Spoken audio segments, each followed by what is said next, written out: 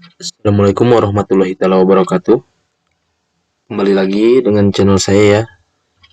Channel yang membahas tentang soal P3K Guru, tentang berita P3K, juga tentang tutorial TIK lainnya ya. Dan untuk kesempatan kali ini saya akan membahas kembali tentang soal PPPK atau disingkat P3K Guru 2021 ya. So, selamat menyimak, selamat belajar bersama saya. Belajar bersama-sama, semoga tahun ini lulus dan menjadi rezeki kita menjadi seorang NP3K. Amin. Selamat.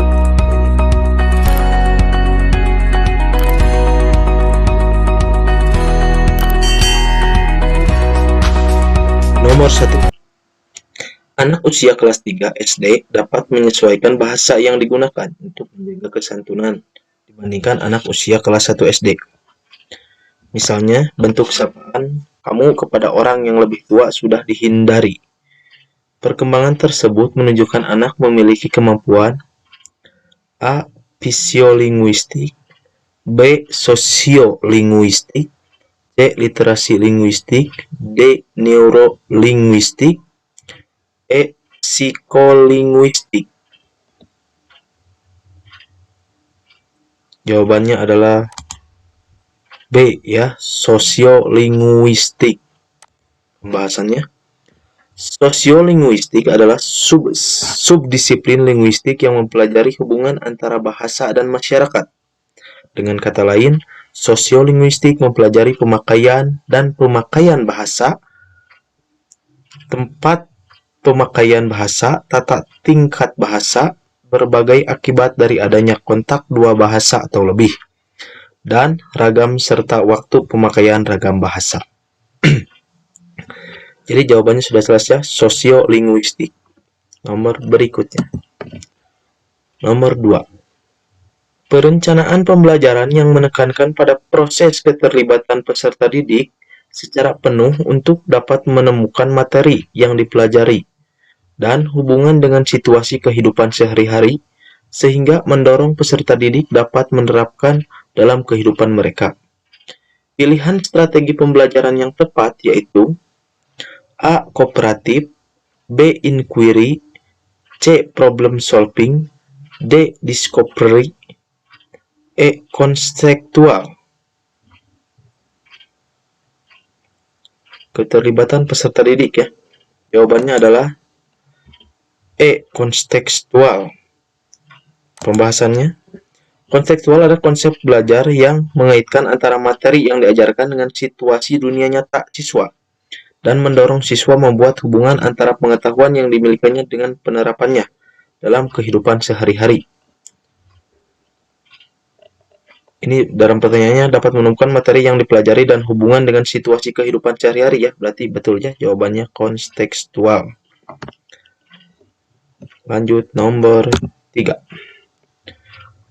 Pada rancangan pembelajaran terdapat contoh kompetensi dasar, yaitu mengidentifikasi jenis, sifat, dan fungsi bahan alam dari tanaman untuk produk karya seni rupa dan kriya.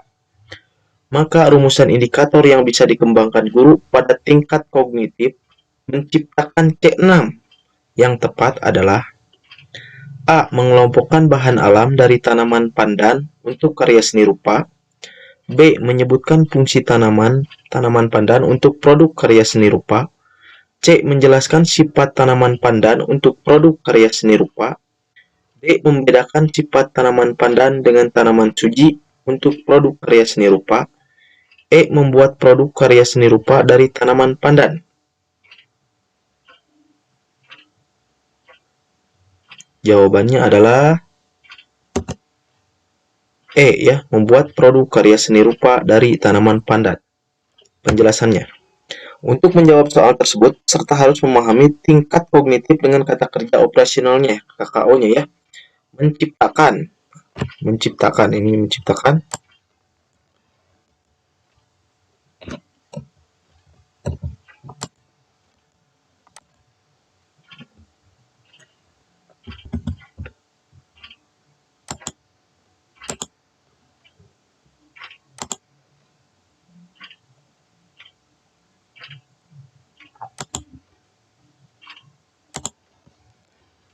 menciptakan ya.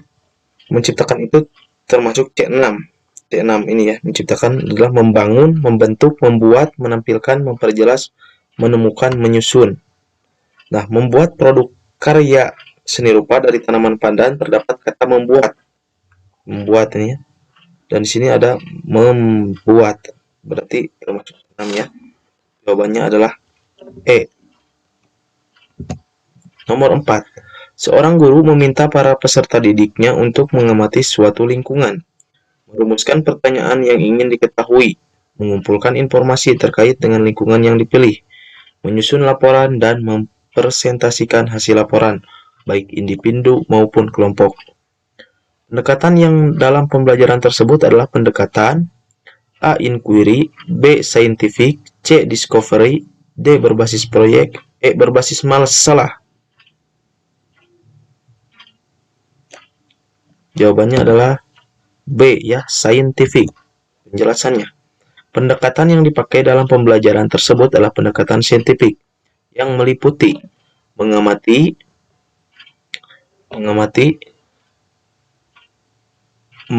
mengeksplorasi, mengasosiasi, dan mengkomunikasikan. Jawabannya adalah scientific. Nomor 5. Seorang guru mengajukan pertanyaan kepada siswa dengan tujuan agar siswa tersebut mengingat kembali materi pelajaran yang sudah dipelajari sebelumnya. Hal tersebut termasuk kegiatan A. Memberi acuan, B. Melaksanakan tes awal, C. Memberikan bimbingan, D. Membuat kaitan, E. Mengingatkan motivasi. Mengajukan pertanyaan kepada siswa dengan tujuan agar siswa tersebut mengingat kembali ya. Jawabannya adalah D. Membuat kaitan. Penjelasannya adalah membuat kaitan berarti mereview atau flashback atau mengingat kembali. Ya, jelas ya. Nomor selanjutnya 6. Dalam mengawali pelajarannya, Pak Ali merumuskan pertanyaan, mengumpulkan data atau informasi dengan berbagai teknik, mengasosiasi, menganalisis, mengolah data, informasi, dan menarik kesimpulan, serta mengkomunikasikan hasil yang terdiri dari kesimpulan untuk memperoleh pengetahuan, keterampilan, dan sikap. Langkah yang dilakukan Pak Ali itu merupakan bagian dari model pembelajaran A. Portofolio, B. Scientific, C. Penemuan, D. Autentik, E. Kontekstual.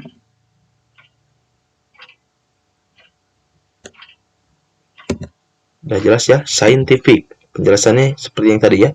Pendekatan yang dipakai dalam pembelajaran tersebut adalah pendekatan saintifik yang meliputi mengamati, menanya, mengeksplorasi, mengasosiasi, dan mengkomunikasikan. Nomor berikutnya, nomor 7. Manakah cara yang paling efektif dan bermakna dalam mengkomunikasikan hasil penilaian harian atau capaian sementara kepada siswa dan orang tua? Manakah yang paling efektif dan bermakna? A. Menggunakan angka-angka dan peringkat sementara siswa dalam kelas. B. Menggunakan angka-angka tanpa disertai peringkat. C. Dalam bentuk kategori A. Sangat baik. B. Baik. C. Kurang. D. Kurang sekali.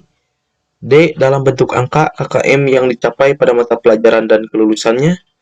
E. Dalam bentuk deskripsi tentang KKM yang sudah dicapai dan belum tercapai. Jawabannya adalah E ya, dalam bentuk deskripsi.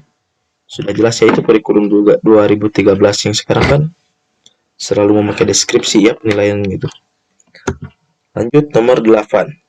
Pagi ini penyerahan rapot untuk siswa SMP Mekarsari. Bu Neni adalah guru matematika di SMP tersebut. Saat sehabis pembagian rapot, tiba-tiba Bu Neni didatangi oleh orang tua murid sambil marah-marah dan menggerutu karena nilai anaknya jelek. Padahal menurutnya, anaknya adalah siswa yang pintar.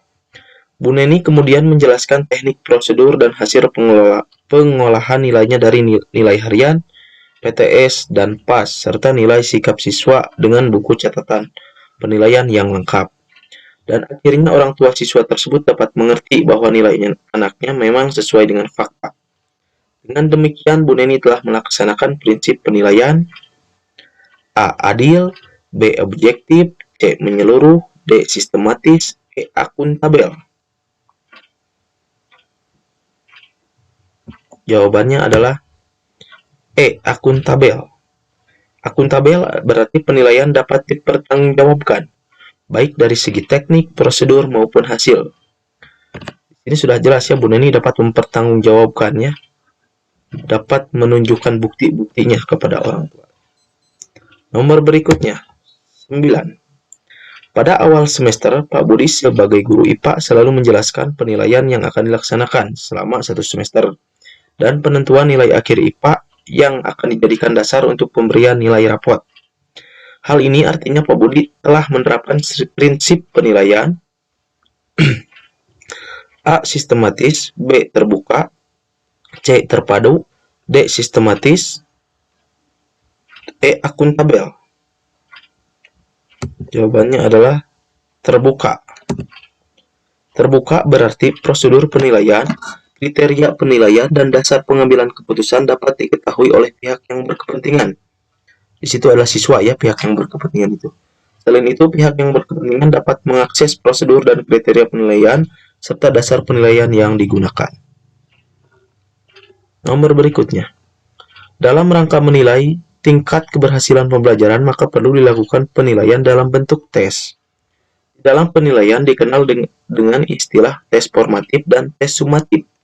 Perbedaannya adalah A. Cakupan materi dan bentuk soal, B. Bentuk soal dan waktu pelaksanaan, C. Cakupan materi dan waktu pelaksanaan, D. Bentuk soal dan kondisi peserta didik.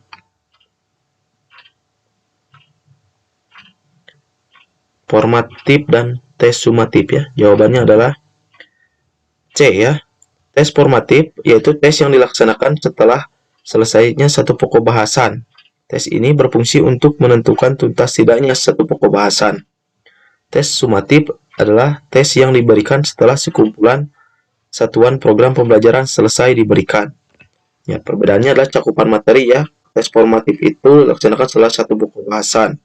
Kalau sumatif yang diberikan setelah kumpulan satuan program pembelajaran selesai. Dan waktunya juga pasti berbeda ya. Jadi jawabannya adalah C. Nantikan soal-soal berikutnya ya. Dan mohon untuk bantuan subscribe-nya, like dan share-nya. Terima kasih atas perhatiannya. Semoga kita diberi kemudahan dalam menghadapi tes P3K guru tahun ini. Semoga lulus. Assalamualaikum warahmatullahi wabarakatuh.